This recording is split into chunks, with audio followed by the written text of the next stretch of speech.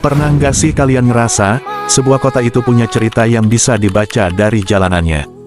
Dari trotoarnya, jembatannya, taman kotanya, sampai bangunan-bangunan yang mulai berbenah. Nah, kali ini kita bakal ngajak kalian keliling melihat wajah kota Bandar Lampung yang terus berubah.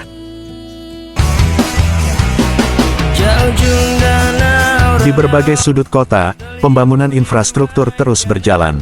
Jalan diperbaiki, saluran drainase dibenahi, ruang publik dipercantik, hingga ikon-ikon kota mulai bermunculan.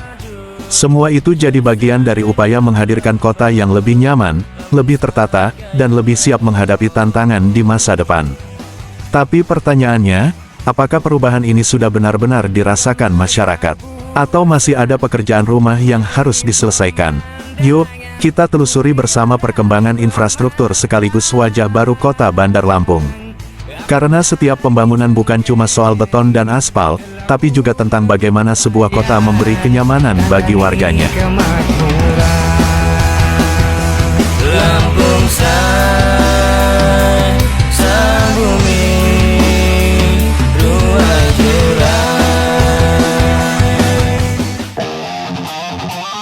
Jalan mulus, bukan sekadar tambal sulam.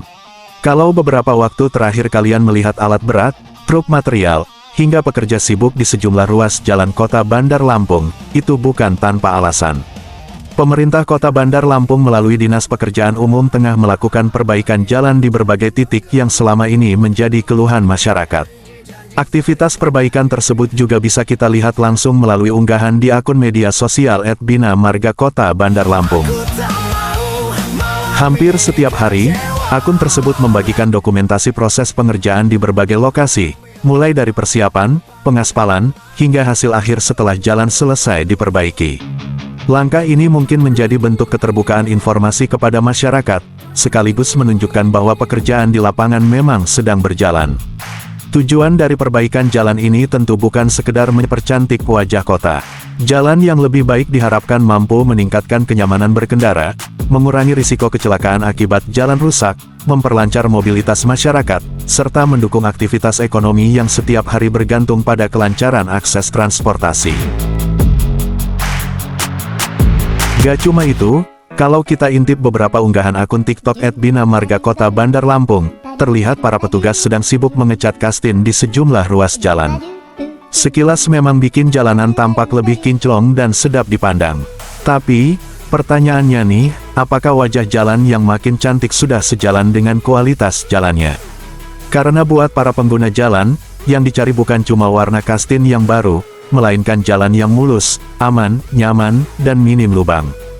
Jadi, pengecatan memang penting sebagai bagian dari perawatan. Hanya saja, masyarakat tentu berharap sentuhan yang diberikan tidak berhenti di tampilan luar, tetapi juga menyentuh persoalan jalan yang benar-benar mereka rasakan setiap hari.